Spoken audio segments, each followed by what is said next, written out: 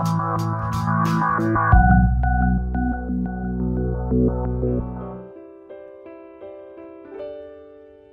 everybody, this is Divya here, and today we're gonna see why cheese should be included into the diet and what are the benefits of it and the myths behind cheese inclusion into the diet.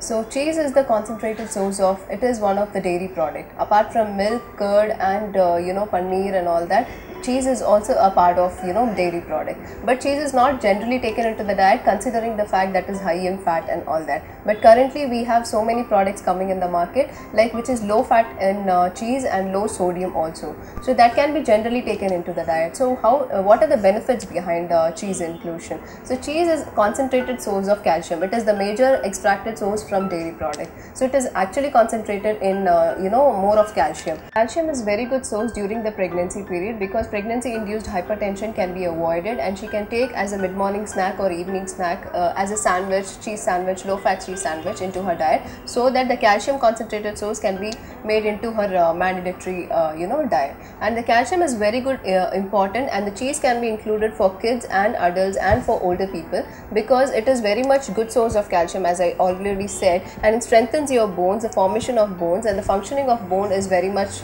balanced when the calcium concentrated source of calcium is there. And when the cheese is low in fat, it can be definitely taken. So older people who have issues of osteoporosis, they can definitely take it to the diet, and for kids who need calcium for their building of bones and when they are into their growing phase, definitely this calcium is needed. So cheese can be definitely made into their diet. For dental care also the cheese is definitely required.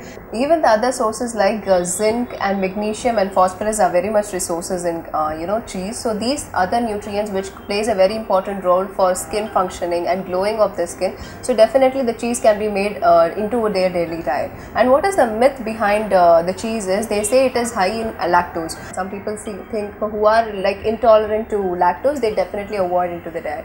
But the cheese, how older the cheese is, the less the lactose content of the cheese it would be, because the more fermentation it is required, the lactose of the cheese will be reduced. So this myth can be avoided, so that the lactose intolerant people, they can definitely go for the cheese, and who are vegetarians, they cannot take good amount of protein through non-veg sources, they can go for cheese. So these cheese low fat cheese, and we have very much variety into our market, so that can be made into our daily diet during a mid morning or an evening snack.